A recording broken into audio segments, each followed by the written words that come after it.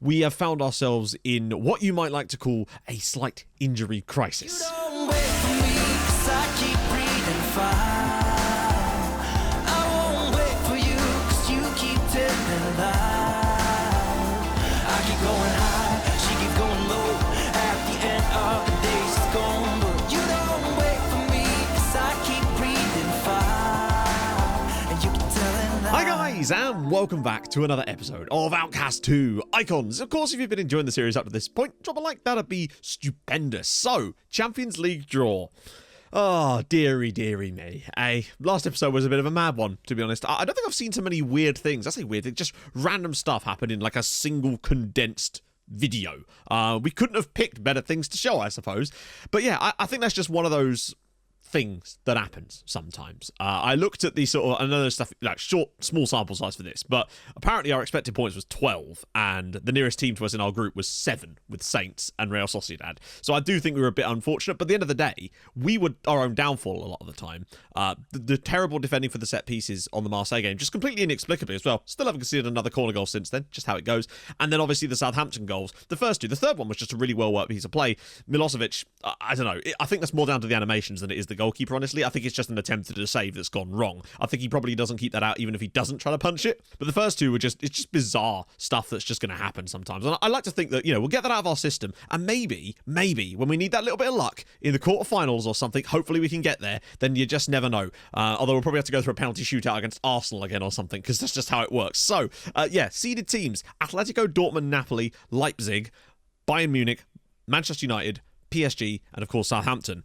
Interestingly, only Napoli of the Italian sides actually won their groups, so it's only them and Saints that we cannot draw. In our group, we've got, look at the thing is, I'll tell you what, right? Arsenal, Barca, Juventus, well, obviously you couldn't play Juventus anyway, Man City. We get to avoid Barca, Arsenal, and Manchester City. So it's not the end of the world, I guess. But we also had the opportunity to play someone like Hertha or Porto. It is how it is. Let's do the automatic draw. See how this one goes for us, I suppose. I honestly don't care who we get, really. I think sometimes it'd be nice to have a little bit of luck to get an easier draw, but really there isn't one at this point. So we may as well just kind of go. You've got to be the best, you've got to beat the best. And I think that's our task at hand here. Juventus will play Manchester United. Okay, so there's a few of those guys off the cards. Arsenal, we know we can't play anyway because they're in the same pot, if you like, as them. So it's basically, go on Leipzig maybe. Oh, okay, this could be interesting. Sassuolo, go on, give us Leipzig. Okay. That might not be the end of the world, if I'm honest. Of the draws we could have got, that for me is probably up there. Saints, by the way, so that's what I mean. We could have been playing Hertha instead of RB Leipzig, but let's just check the Bundesliga. I mean, neither of them are actually pulling up trees right now. Dortmund, Bayer Leverkusen, and Bayern Munich are definitely the standouts, although Leipzig aren't exactly far away. So really, the difference between Leipzig and Hertha does seem to be pretty minimal for the most part. So I actually don't think we've suffered a great deal as a result of getting second spot in our group at the end of the day. So, hey, it could have been a lot worse. We'll definitely take that, though. So RB Leipzig coming up soon. That's going to be interesting. I don't think I've ever played against them.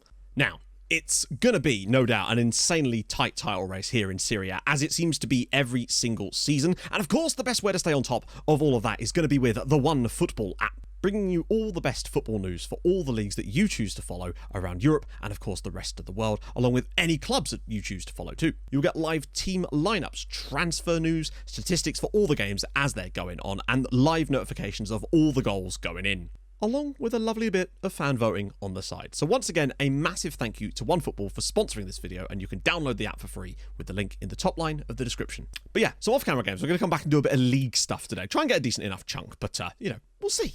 We're back. We have many things to talk about. We have found ourselves in what you might like to call a slight injury crisis. But more on that in a second. First up, though, we were at home against Atalanta. Strong start from us, really, but after 30 minutes, the ball came to the edge of the area, knocked down here, and Dossi smashes it home for 1-0 Atalanta. First shot on target. It happens, Sedovic was playing at right back for this one to give Mihilche a slight rest, but then Candido, look at that ball. Inside, Siggy Johnson, 1-1 in 75 minutes. Unfortunately, though, it wasn't enough to get us the result. It's a shame. It's another one of those things that I feel like we should have won, but it happens. We just seem to be going through a bit of a dry patch in front of goal at the moment. We're not really conceding many chances. It's just they're going in at the moment. It's one of those things that just happens. Sedovic, though, still putting a very, very good performance. I've been extremely impressed with him when he's come into this squad this season. I don't think he's had a bad game yet, and that was in a game which we conceded as well. And the next game sort of amplified that magnificently, unfortunately. Ball the edge of the area, absolute rocket in the top corner from Crotone, and I was just like, seriously, is this going to happen again? But we did get a penalty right before halftime. Granados dispatched it to make it 1-1, and then in the 80th minute, Pavlish with the ball across, Believ on the end of it, and it was 2-1, but Christ. The fact that we had 4.15 in this game as far as XG created, and we only managed to win it by 2-1. We really are having to create a lot to grab the goals at the moment, and that definitely is a problem, but it does just feel like sometimes, I think a lot of our front strikers is just a little bit out of form at the moment, and they will get that back. I had a bit of a word with several of them to basically be like, do more. And to be fair, it definitely seemed to have the desired effect as we went away to palate cleanser Calcio. Gregory getting the ball on the edge of the box, goes to Granados, hammered it home after 3 minutes to give us the lead here. Another goal for him. Nice to see Gregory picking up a lovely assist on that. And then on 12 minutes, after an absolute pummeling in the early stages of this game, the ball was put into the box. Nissen eventually knocks it down, and eventually it comes through to Gregory to score another goal. A goal and an assist for him on the night. Nissen grabbing an assist too, which was good to see. And then in the second half, 45th minute, Granados' ball in, Lance's header, and it was 3-0 Sassuolo. So suddenly things didn't look quite so bad. You know, after the draw against Atalanta, we had back-to-back wins against Crotone and Udinese just to keep us popping away at the top. I ended up playing Cucci at left back in this game because unfortunately Elias Zidi also picked up an injury and has now been recalled by PSG, leaving me in a big hole. Milivojevic had also suffered an injury during this period as well. Pavlish has also now suffered an injury too, which we'll see him miss today's game. It's getting a bit much for us at the moment, but hey, it happens. Sadly, we couldn't quite carry that form into the Napoli at home game, though. I mean, we played reasonably well, unfortunately, but a bit of space for Chupo, and Lewis Ward's goal made it 1-0 Napoli. I think we were better than the scoreline gave us credit for, but these things happen. And then Lanza also got injured in this game and will miss 3 to 4 weeks as well. It's just, it's been a bit of that, really. That's even with some rotation. Jan Brunner finally came back, but he was, you know, not super fit for this one, but we had no choice but to play him, really. His first game back in the squad, not ideal. Don't worry, I have signed another left back to fill that gap, at least, on loan to the rest of the season. And lastly, a heavily rotated side took on Crotone in the Cup. We've had poor results in the Cup in the past. Eklu with a nice ball through for Siggy Jonsson, who just drilled it into the top corner for 1-0 to us on 66 minutes. It's lovely to see Siggy just scoring goals consistently this season. And then in the 91st minute, Candino's ball in, Uriarte's header, 2-0. But all in all, it still don't look too bad. Top of the league at the halfway stage of the season on 45 points. Were we to extrapolate out, we'd be finishing on 90 points, which is only one more, ironically, than we got on the whole of last season. But we do look better than last season. There's just something special about us at the moment. 2 points above Roma, 4 points above Juventus, and of course Napoli in there too. Brescia still hanging on to 5th place. They seem to have just about steadied the ship as teams around them are sort of to flail a little bit. Milan, Lazio, Inter, all sort of randomly dropping points. I also signed a new contract, and in weird news, I found Chris Hewitt out on loan at Monaco from Manchester United. So they spent nearly 40 million on him and then went, nah, maybe we'll get him back on a free in a couple of years. Right, I want to show you the new boy. This is he. This is Ryan Thompson. Not expected to do anything spectacular for us, basically. I'd come to the conclusion that I couldn't find anybody that was a non-EU player that I really wanted to sign in January to use that other slot. And I was like, we desperately need to find ourselves a left back just to cover that position off for the rest of the season. So I was willing to take the hit and take the EU slot away for the rest of the year by signing Ryan Thompson. I actually had another guy, a deal agreed with West Brom to sign their left back on loan.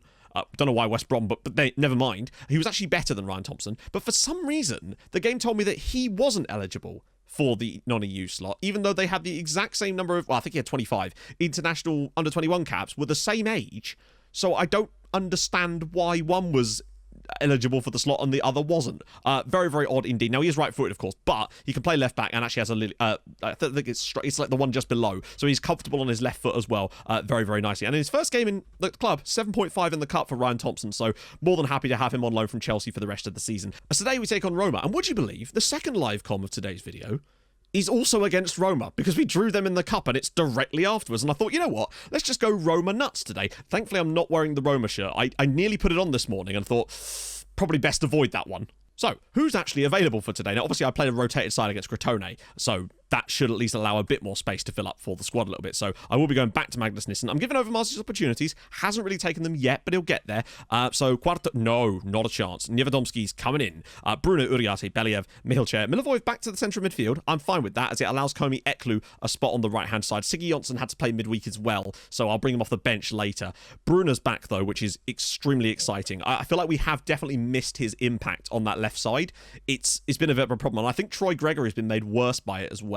The problem is Yazidi had a cuts inside from left wing PPM on a left back I'm not sure why, or something like that. And as a result, he would often occupy the same space as Gregory rather than making those overlaps, and I think that actually hindered both of them. It does feel like we're slowly getting over that sort of slump of poor form in some of our forward players, which hopefully now is on the outward stretch, and we can start to get back to just firing goals in again. That start to the season we had made a huge difference in allowing us to really be in this position, to be honest. And a lot of these teams are still going to have to play each other, so there's definitely going to be more points able to be dropped. And we've got through quite a tough spell of fixtures, particularly after we hopefully get out of this game without any kind of massive issues. But if there's anyone I can trust in that position, it is Nevedomski. The guy is an absolutely brilliant young player. It's one of those guys that steps into the team and does really well when he... What on earth? What a save from Petar Milosevic. Clipped in, and oh my lord, what on earth are we doing here? And another brilliant save from Milosevic. Inside the first 2 minutes, he's basically saved 2 dead cert goals there. Oh, God. Ease him back in. Play him in the game. It's fine. We bring him off early. It's fine. Rest him out for the cup game. Bring him back. Oh, God. Shoulder injury. Well, Ryan Thompson, looks like you're coming in sooner than I thought, mate. Granados. Eklu, nice ball for Gregory. Thompson's giving him a bit of space out wide. Gregory flying inside and a good strike at Tadaro. There's no denying it. Roma have been very good in the opening stage of this game, as though Eklu inside and Gregory! Oh, just as I said that, 1-0 to Sassuolo, and Troy Gregory scores his 10th goal of the season. He may have had some poor patches. I believe that was more to do with other stuff as well as him, although he has still had some poor spells. But you can't deny, 10 goals before the end of January is pretty impressive. Lovely play from Eklu as well. I really do like him in this squad. 1-0 to Sassuolo against the run of play, to be honest. That was very much against the run of play, but we will take that. We rode our luck in the early stages. Milosevic pulled out some great saves, and now Troy Gregory has oh god. Petar. And this is kind of what I mean about maybe he just, I don't know. Straight from the kickoff. Oh, D'Souza with the ball through. Milosevic just looks a little bit unsure, but I still don't quite know how he doesn't block that, unless it goes through his legs, but I don't know how it could have done. It looked like it went through his body. Well, those celebrations were short-lived. Hopefully we can just retain a bit of... Is that a penalty? I think Gregory looked like he was held at the back post. If that was who the foul was on, then I actually wouldn't be opposed to it. What's the penalty? Does it actually say what happened? I swear at no point in the text did it actually say what happened. To me, it looked like Gregory was being held at the back post. Can Granados score? Yes, he can. What a penalty. Sassuolo 2, Roma 1, 7th goal of the season for Andres Penados, and he does the business. Great work from Troy Gregory to force the defender into fouling him. I assume that was what it was for, because they really did not say. It just looked like maybe the defender had held Gregory. What a penalty. Just hammers that into the roof of the net. 2-1 Sassuolo. There's definitely an element of fortune to our performance in this game. I said the first goal was just really well worked, giving away the penalty, but I suppose at the end of the day, don't foul him in the box then. It's a very strange game, to be honest. There's no two ways about it. I've switched our corner setup slightly because obviously we have normally Lancer in that position and not Eklu, and I want a centre-back in that role to potentially just win some headers for us there. That's a great ball in behind for Baris Aslan. The defender should come across here. Milosevic has got a hell of a task on his hands, and he actually does it, to be fair to him. Pulls it back for Eklu! Good save! Gregory, just keep recycling it. There we go. Get another cross in from Thompson, and is he offside? Okay. Eklu will take this corner this time. Can he aim this for someone important? No, but it's going to come back to him, and nobody's coming out to press him. Good ball into Troy. Gregory's header is well saved again by Tadaro. Oh, lodges the space for Milivojev. Finds Eklu. He's got tons of room, and Komi Eklu. It's a great save from Tadaro. He's made some excellent stops for Roma as well today. We possibly could have had another goal in this game now.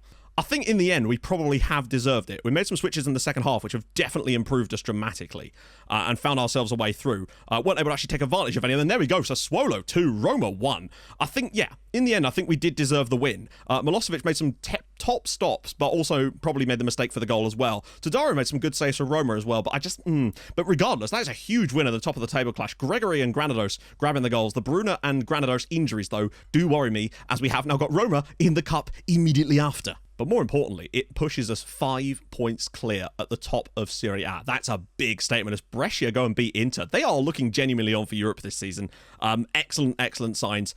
Really happy. Juve do have a game in hand as well, but regardless, that now gives us a cushion. Right, onto the cup. Bit of fun, eh? Oh, God. He's dislocated his shoulder. Oh... And the thing is, that's not even an exacerbation of his old injury. It's a completely new injury. We're obviously going to go specialist, but that is the last thing we needed. And Granados, despite only having an orange injury, is also going to be... Wow, yeah, injury crisis worsens, friends. Okay, so Granados and Bruno both obviously out here, which means Ryan Thompson is going to be coming in. Just as well we made that signing, to be honest. Like... He didn't do great off the bench against Roma. I always find that bringing on fullbacks, they don't seem to perform very well off the bench, but from the start, he did really well against Crotone, so we'll have to see. Overmars through the middle, still not happening with that right now. Quarto there. I mean, surely Josip Glavaš has to start through the centre today, just because of match fitness more than anything else. I will, however, give Siggy a chance on the right here, because it's the cup as well. And with that, actually move Eklu back into the centre of midfield and give Milivojev a little rest, particularly as he is also coming back from an injury, and we don't want to overdo things there. Pavlic, it's a similar story for him. I'd much rather still stick with Niewiadomski for this game, just so that Pavlic doesn't have to... Same kind of problem, really. I mean, we were trying to ease Jan Brunner back in as well, but it's just happens sometimes, unfortunately. I'm actually tempted to start Dino Sadovic again, just to see if he can cut it again in this team.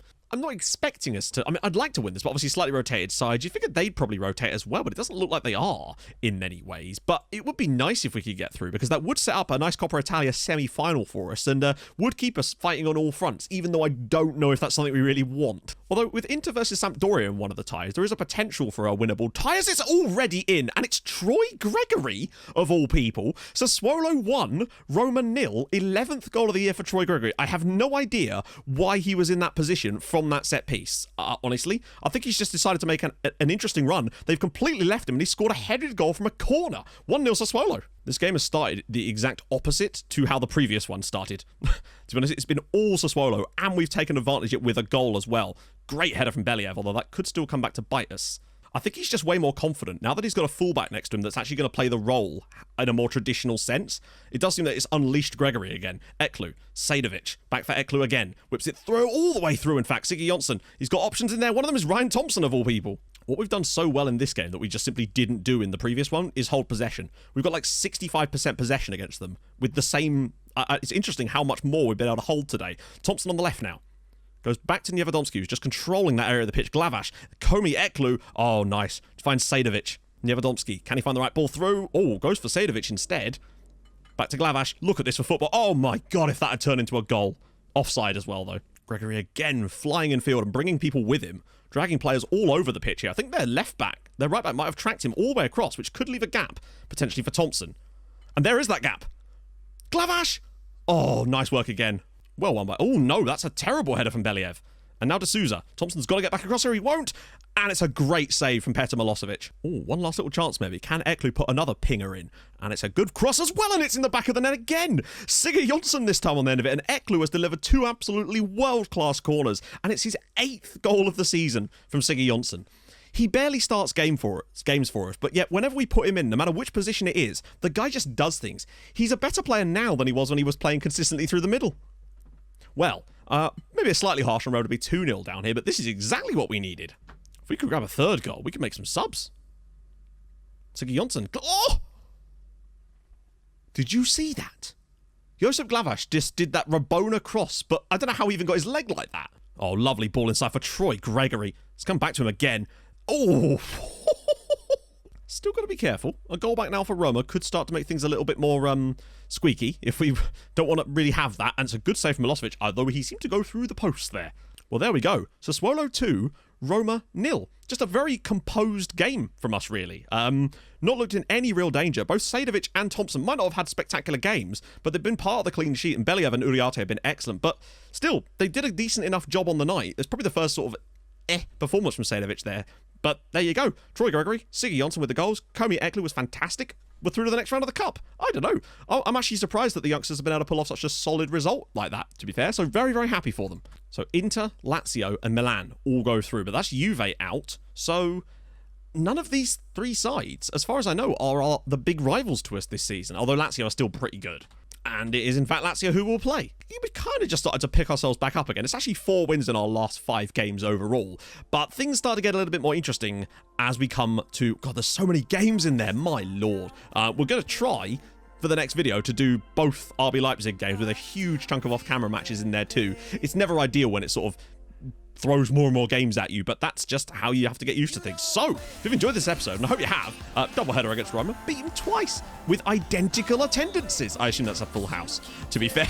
So, yeah, if you've enjoyed it, drop a like. If you're new to the channel, subscribe. Stream on Twitch Tuesdays, Thursdays, Saturdays. Go follow there too, and I'll see you guys tomorrow. And yeah, this is going to get very interesting as we go up against RB Leipzig. See you soon. Thank you so much for watching. Hold your gun. Capybara. Bye. up.